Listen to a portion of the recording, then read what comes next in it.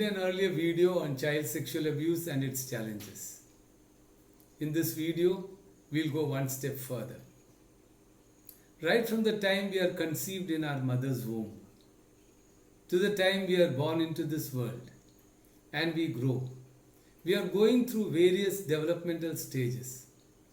And anything that occurs at any point of time in our mother's womb or once we are born and as we grow up can affect us. These effects can affect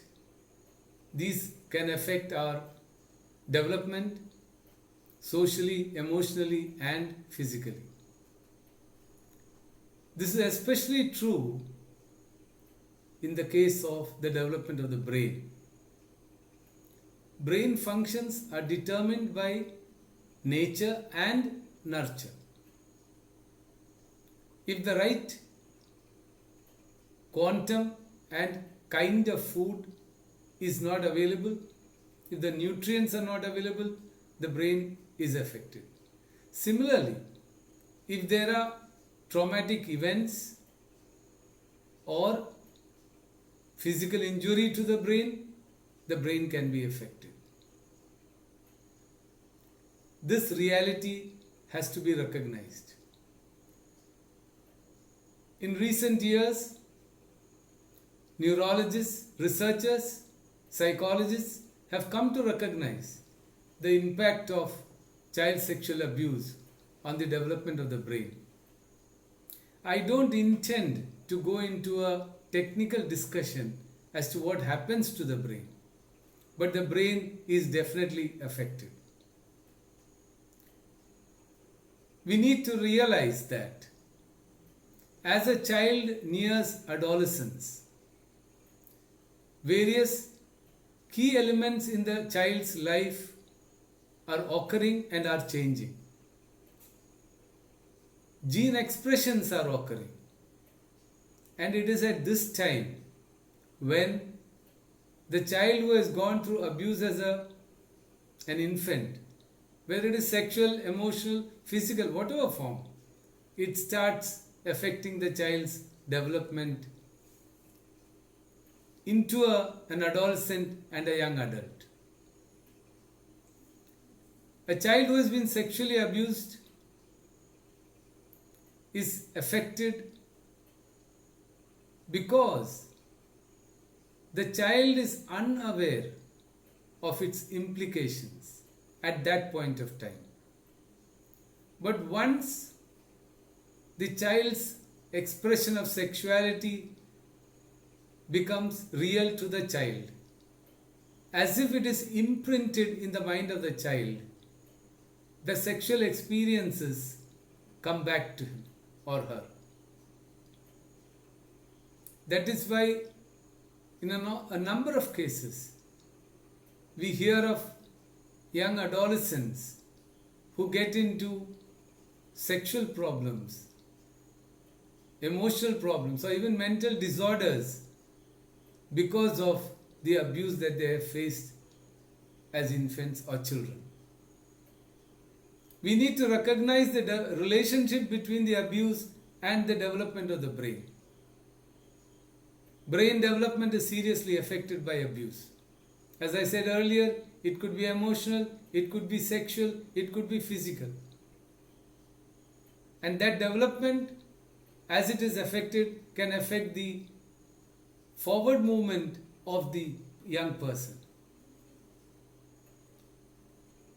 By the age of 12 or 13, the child is transitioning from being a young infant, a toddler, to a young child, to become an adolescent.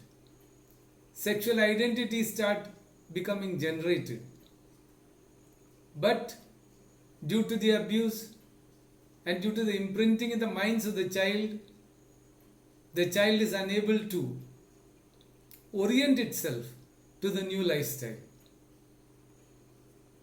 There are feelings of guilt. There are feelings of fear. There are feelings that the adolescent starts feeling that he or she is useless. There is social impairment. In fact, I know of a young person who, for nearly 14 years of his life, was unable to relate properly to a woman, to a girl, because he had this heavy burden of guilt. I know of another young woman who suffered the trauma of sexual abuse, and as she reached the age of adolescence, her lifestyle changed. She started having numerous affairs. She couldn't contain herself.